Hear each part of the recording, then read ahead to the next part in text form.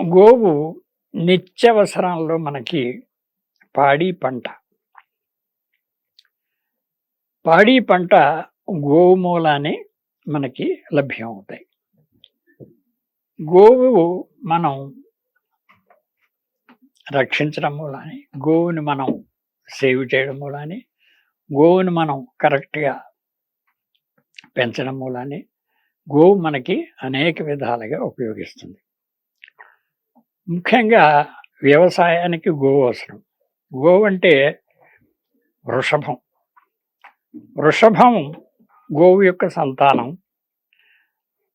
వృషభాన్ని తల్లి అని గోవుని తల్లి అనుకుంటే వృషభాన్ని తండ్రి అనుకోవాలి. అలాగా వీరిద్దరి గోవు యొక్క సంతానం దూడలు, పెయ్య దూడ, కోడి దూడ అంటుంటాం.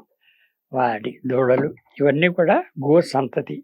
గో సంతతిని అందరినీ కూడా మనం రక్షించాలి. ఎందుచేత గోవుకు వ్యవసాయం చేయాలంటే గోవు అవసరం. అంటే ఎద్దులు అవసరం.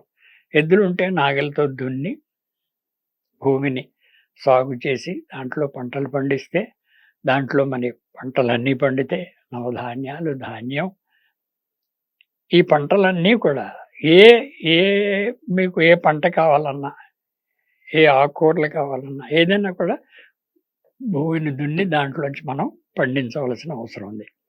అప్పుడే దాని గురించి మనం పూజ చేయవలసిన అవసరం ఎలా ఉందో, గోవుని పూజ చేస్తే ఏమిటి ఉపయోగం అంటే ఈ వ్యవసాయం ముఖ్యం. వ్యవసాయానికి ఎద్దులు అవసరం. ఇప్పుడు ట్రాక్టర్లో మనం లేటెస్ట్ ట్రాక్టర్లో మనం వ్యవసాయాలు చేస్తున్నాం, కానీ అది ఆరోగ్యకరం కాదు. దాంట్లో డీజిల్ ఇలాంటివన్నీ ఉండి మన భూమికి హాని చేస్తాయి. అంచేత ఆ ట్రాక్టర్ల వ్యవసాయం అనేది మనం చేయకూడదు. గోవు ఎడ్లతో మనం నాగలి దున్ని వ్యవసాయం చేస్తేనే ఆర్గానిక్ పంటలు వస్తాయి మనకి. ఈ వ్యవసాయం తర్వాత ఈ వ్యవసాయం మూలాన్ని పాడి పంట మనకి ఒక రైతుకి తన ఇంట్లో పెంచుతున్నాడంటే గోవు, వాడికి పాడి పంటలు అంటే వ్యవసాయం ద్వారా ఎద్దుల ద్వారా పంటలు దొరుకుతాయి. పాడి పాలు దొరుకుతాయి. పాలు, పెరుగు, వెన్న, నెయ్యి ముఖ్యంగా ఇవి మనకి ఆహార పదార్థాలు. ఋషులకి ఇవే ఆహారం. అంచేత ఒక్కొక్క ఋషి దగ్గర ఒక్కొక్క జాతి గోవు ఉండేది. వాళ్ళు దాని పాలు, పెరుగు, వెన్న తినడమే వాళ్ళకి ఆహారం. వేరే ఏం తినరు వాళ్ళు. అడవిలో దొరికే పళ్ళు, ఫలాలు తప్ప. అంటే మనకి వేరే ఆహారం, అన్నం వండుకోవడం తినడం ఉండదు ఋషులకి.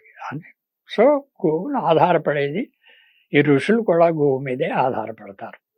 అలాగే మనుషులు, ఋషులే కాదు, దేవతలు కూడా గోవు మీద ఆధారపడతారు. కారణం ఏంటంటే దేవతలకు కూడా హవిస్సు అని మనం అగ్నిహోత్రంలో వేస్తాం.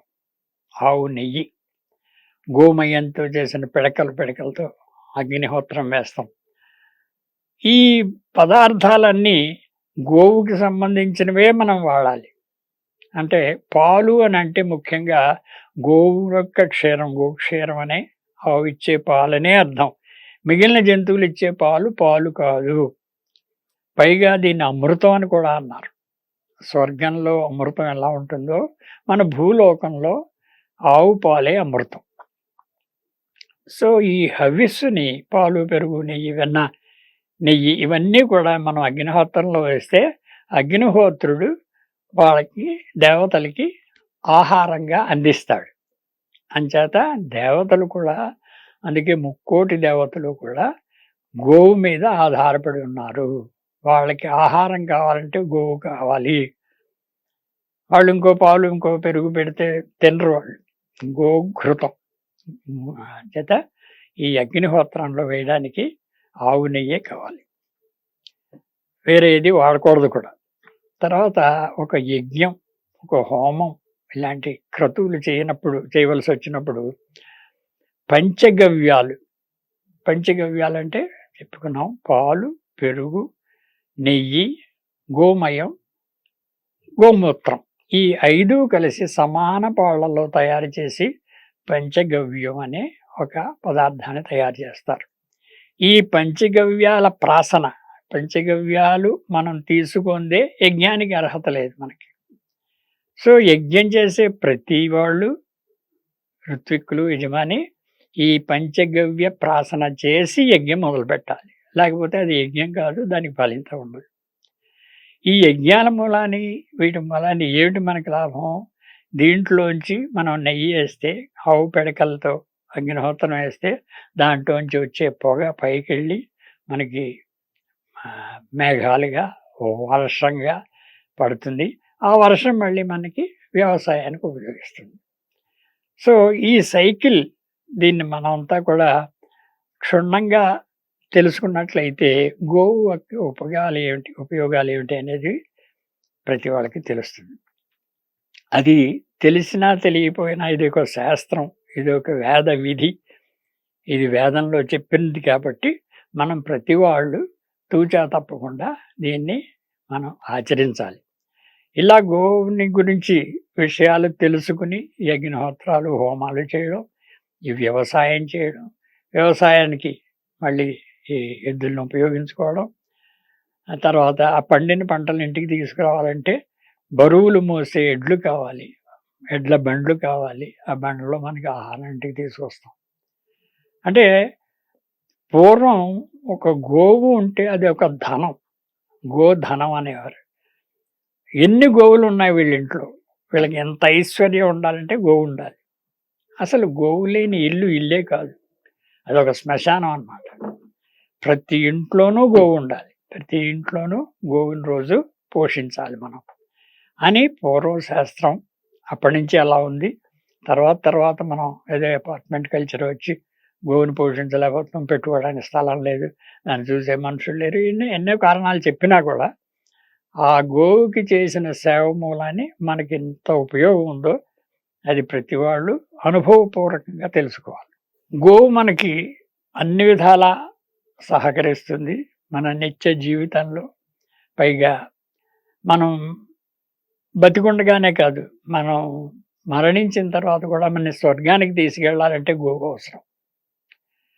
ఈ గోవుని దానం చేయడం, గోవుని పూజ చేయడం, ఇవన్నీ చేసిన వాళ్ళకి గోవు స్వర్గానికి తీసుకెళ్తుంది అనేది.